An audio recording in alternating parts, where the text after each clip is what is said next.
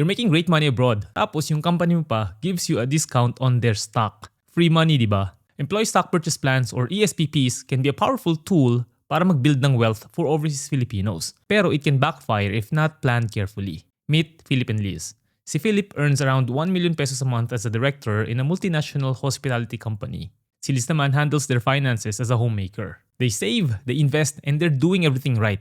Kaya lang, yung 8.9 million pesos, which is 96% of their equity investments, is sitting in Philip's company stock. Tinake advantage nila yung ESPP discount every month, which is a smart move. Kaya lang one company crisis, ang kanilang early retirement dream moves years further away. Ako pala si Jay and I help seasoned overseas Filipinos create an early retirement blueprint so they can retire before 60. Kung yun din ang gusto mo, you can apply for coaching through the link below or by scanning the QR code. Sa video nito, I'll show you how ESPPs can be a good wealth building tool, pero it can create concentration traps without you realizing it. At i-share ko na rin yung exact strategy to help you keep that discount while protecting what you've already built. So sina Philip and Liz has a total net worth of 55 million pesos and a huge chunk of that is nandun sa kanilang mga properties. Kaya lang, nadala na sila sa investments nila kasi yung isa nilang apartment hindi nila maparentahan or maibenta man lang for the last 7 years. And a huge chunk of their net worth ay nakatali dito sa kanilang primary retirement lot worth around 24 million pesos. Kaya it doesn't generate any income and they thought na they should diversify globally sa mas liquid na assets para madaling i-manage and hindi sakit sa ulo.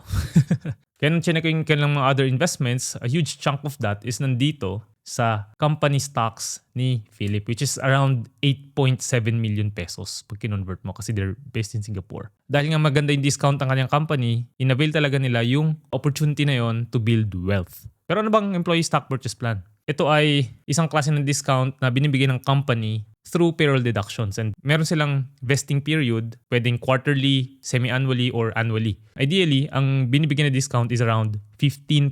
So for example, yung company stock is trading around $10.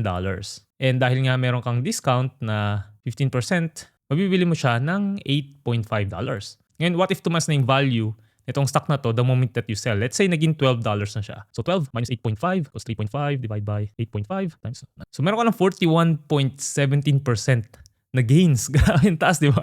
Paano naman Kuya Jay kung hindi naman tumaas yung value ng stock? So sige, tignan natin. Ayun no, meron ka pa rin 17.6% na returns. Ang laking tulong talaga nung discount na to. And yung iba pang mga companies, ang kanilang ESPP ay may tinatawag na look back feature. Let's say ang vesting period is 6 months. So again, kunyari $10 siya. And then eventually nag-appreciate nga yung value ng stock. So ang discount will not be based here. Kung kailan tumaas na yung value. It will still be based dito sa $10. Kaya tinan mo itong $12 na to, mabibili mo pa rin siya ng $8.5. Kasi nga, ang amount is based dito sa kung ano yung mas mababa. Kaya sobrang enticing ng mga ESPP programs, lalo na kung merong pang look back. At ito na rin yung very same reason kung bakit ang daming natatrap. Every month feels like free money. Kaya if you sell it, you're probably walking away on guaranteed returns. And mayroon din akong nakita na they were able to buy their home because of their ESPP.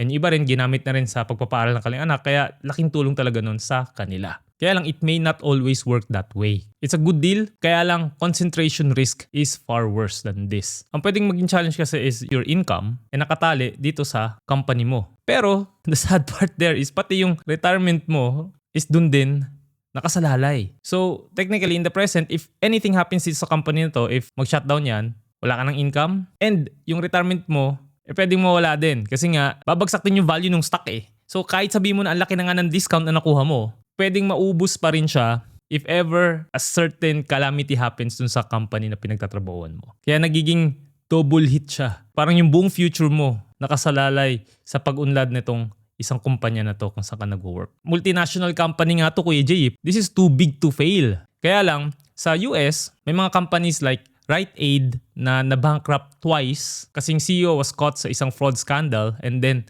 it completely collapsed. Nandyan din yung Enron, Sears, yung mga malalaking companies na yan sa US, eventually, nag-collapse pa rin sila. I would say na wala namang immune sa mga ganitong klase ng risk eh. Also, 40% of the stocks na nagkaroon ng catastrophic loss, hindi na naka-recover. At dahil nga US-listed company itong pinagtatrabahuhan ni Philip and he is based in Singapore, ibig sabihin, he is what we call a non-US resident. And any non-US resident na merong beyond 60K na investment will be subject to 40% na estate tax sa US. So ibig sabihin kung merong around 8.7M si Philip sa company stock na to and natsugi siya, yung 3.4M of that, mapupunta pala kay Uncle Sam. Grabe. And this is avoidable by simply investing in Ireland domiciled index funds and wag directly sa US. Kahit sabihin mo na alam mo na yung risk na to and you are in that situation, most likely mahihirapan pa rin tayo magbenta. Bakit? Una na dyan is yung loyalty mo sa company mo can cloud your judgment pagdating sa investing. And inisip mo na yung katrabaho mo na mas maraming company stocks most likely is considered as loyal. Para siyang badge of honor no? Kaya lang again, ownership ng stock isn't a badge of honor. It is an investment vehicle. Kailangan mong i-separate yung dalawang bagay na yun para maging rational ang way of investing mo. Also, may tinatawag tayo na confidence bias. Kasi nga, pwede mo sabihin na I work here and I know the company will succeed. Kasi meron akong insider info. Knowing nga sa case ni Philip wherein he works as a director, he has access to probably some confidential information. Another thing is yung FOMO na what if ibenta ko nga ngayon tapos nag-double naman yung price tomorrow, di ba? So sana kinip ko na lang and mas malaki sana yung naging gains ko. So may dalawang klase nga ng regret dito What if ibenta ko ngayon tapos tumaas yung value ng stock? And another is, what if nag-hold on ako ng mas matagal tapos biglang nag-crash yung value ng stock na yon? Ang hirap mag-decide, di ba? And let me say na normal lang naman itong mga feelings na to kasi nga again, we're just humans. Kaya lang it can be dangerous kasi you can't predict the industry disruption. And most importantly, ang iyong insider knowledge na sinabi ko nga kanina cannot protect you against macro forces. Macro meaning yung mga nangyayari on a bigger scale. Regulators, yung competitors, and yung mga technology that would be able to disrupt yung industry kung saan ka nag-work. Kaya ang tanong dito isn't about whether the company is good or not. The question is whether you can afford to have your entire financial future depend on one company's performance. Okay ka ba dun? Kaya mo bang i-take yung ganong klase ng risk? So sa case nila Philip, gusto niya mag-retire yung normal na age which is 60. Pero with their current investing amount na 120K, they can retire by the age of 59. 1 year.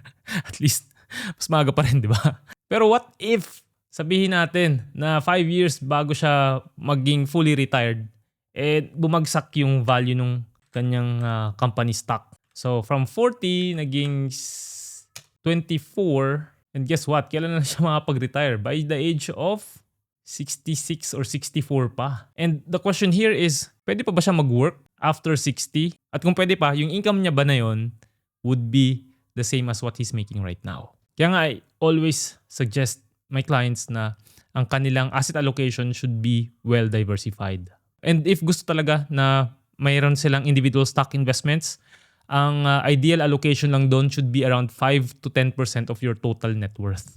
Or most likely, 5 to 10% of your liquid net worth. Para kung mag-crash man siya, kunyari, meron ka lang na itong individual stock na to na 5 or 10% of that, then hindi affected ng sobrang laki yung iyong retirement fund and hindi madidelay ang retirement ninyong mag-asawa. Kaya nga sa case nila Philip, which is 96% ng allocation is nandun sa isang stock na yon, ang dami pa rin talaga nilang tatapyasin and kailangan nila itong slowly na i-diversify. Now the good news is merong systematic diversification strategy sa mga ganitong klase ng scenario. Pero again, disclosure lang na anything that I'll be sharing is always about educational content based on financial planning principles. Hindi ito personalized investment advice sa'yo kasi every situation is unique. Ang tax situation is also different from one country to another. Some employees are taxed. Depende kung gaano katagal yung vesting period nila. Kaya it's really advised na i-check sa isang tax advisor ang ganitong klase ng mga approach. Ganito siya, no? You'd buy yung discounted amount. The moment na you sell, yung profits niyan, kasi nga, laki ng discount, diba? Pwede mo na yung i-diversify. Bili ka ng other assets. And then, yung same capital na ginamit mo for this, reinvest mo pabalik. So parang paikot-ikot lang siya, right? Dun sa case naman ni Philip na malaking na-accumulate na amount, what he can do is yung tinatawag na staged selling. So, pwede niyang gawin to over the next 12 to 24 months. So bakit ganun? Bakit parang staggered? Itong approach na to removes the regret of single moment decisions. Kasi staged selling removes the emotional trap and you manage the risk that you can control. Also, ang tax consideration din is something that you have to look at Kasi nga yung timing and duration can affect yung capital gains treatment. Kaya you have to consult a tax advisor dun sa area kung saan ka naka-base and structure the sales and minimize yung iyong tax burden. Pero again, he can also consider na talagang totally ibenta na yung excess ng kanyang allocation dito sa single stock na to kasi nga preserving 8.7 million matters more than deferring taxes on gains, di ba? O nagtatry ka nga magtipid ng taxes pero eventually nag-crash naman yung stock nung company mo. Hindi mas malaki pa yung pwedeng maging losses mo, right? And again, hindi kasi natin talaga mapipredict ang future eh. So again, sa ganung approach, you can still take advantage of the discount that is offered by your company sa kanilang company stock while eliminating concentration risk and at the same time, removing exposure sa US estate tax. So di ba? Win-win-win. So, na-fix na namin ni Philip itong kanyang concentration trap. Pero he asked me the next question. Am I actually on track to retire early?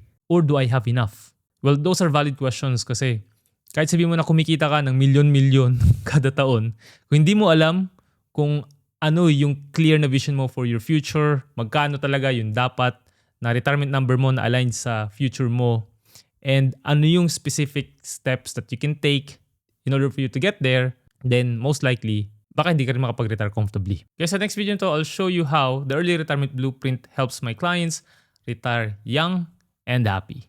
See you there!